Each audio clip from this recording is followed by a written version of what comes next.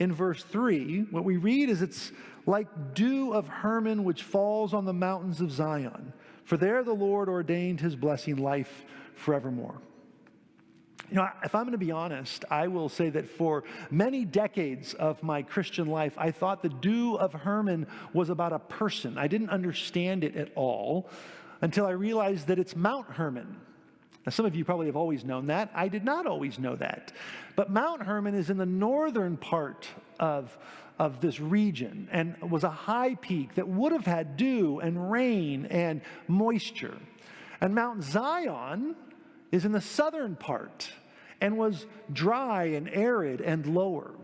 And so in some ways, what the psalmist is doing is saying, how amazing would it be if the dew from Hermon was able to fall on Mount Zion?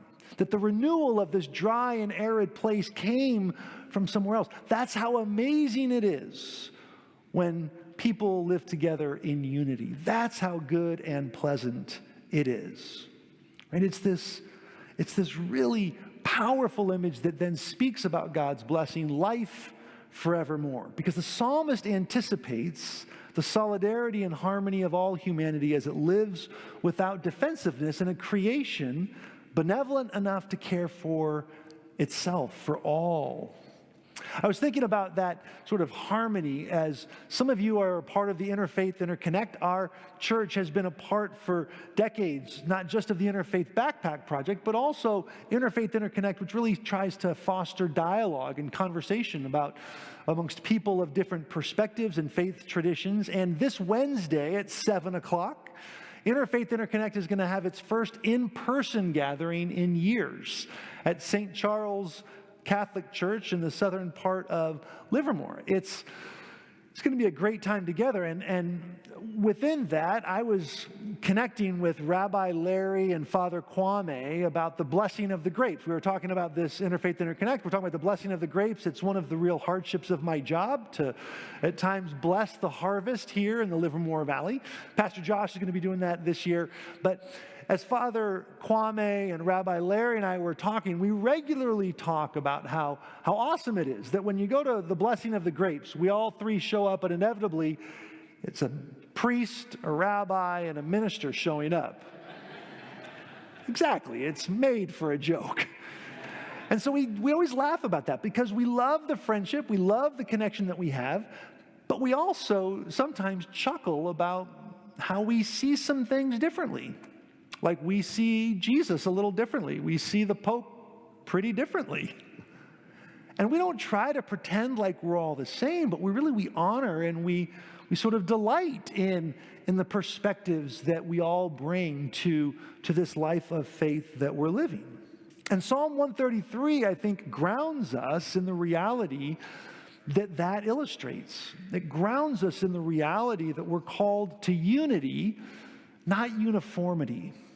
And I know that can feel like a little bit of a semantical difference, but uniformity is all about sameness. It's to be the same. Uniforms are about making everyone the same, right? Having the same form, the same manner or degree. There's no variables, right? There's no distinctions within uniformity. But unity is something quite different. Unity is actually a condition of harmony. It's a way in which it's the totality of related parts being held together in some harmonious manner. And the psalmist speaks of unity, right? A unity that's held together harmoniously in the truth and the reality of God's love. And to be clear, with unity, there is distinctiveness. There are differences, there are uniquenesses, there are perspectives and convictions and experiences that are quite different. In unity, we really acknowledge those distinctions. We don't pretend that they don't exist. Unity demands that we don't just acknowledge them, but actually engage in and respect and honor those differences.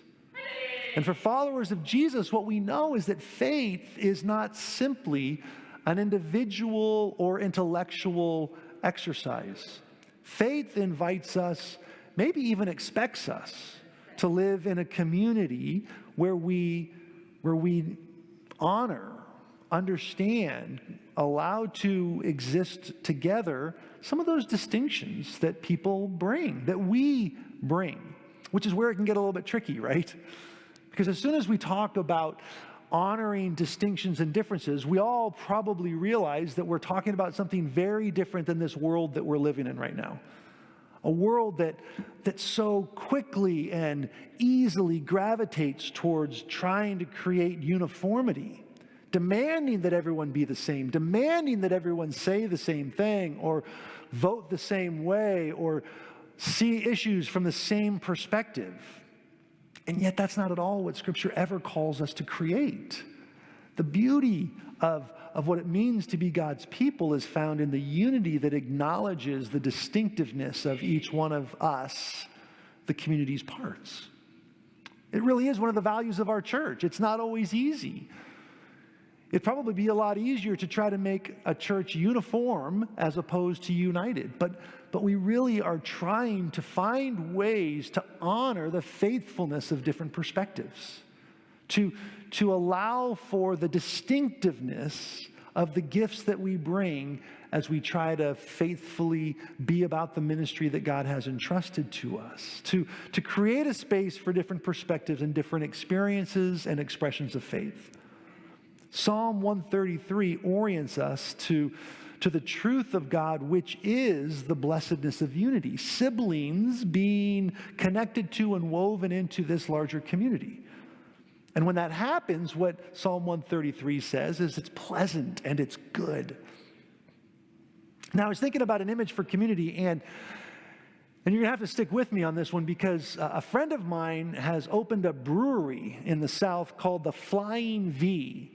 Now, I did not exactly know where the name the Flying V would come from. Some of you all may know what the Flying V is. That Flying V, when birds fly in the formation of a V. You familiar with this?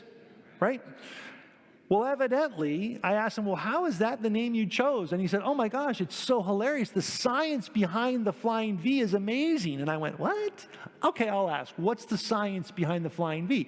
And he went on to explain to me how in the Flying V formation, that each bird flaps its wings, it creates this uplift, and that ultimately the birds behind it in formation are able to sort of benefit from that uplift. And by flying in the Flying V formation, they increase their range of flight, the distance they can go collectively, by 70%. It's pretty impressive. A lot of you are nodding like you're like, I already knew that. Theo's over there going, Steve, I learned that in 4th grade.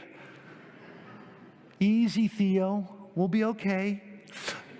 But in addition to that, there's all of the ways in which the birds behave with one another within that formation. That at some point, the lead bird gets tired and falls to the back, and others step up, and there's this synchronicity of working together within that Flying V. And so I was thinking about how that is such a great image for what it means to be united in this thing we call church.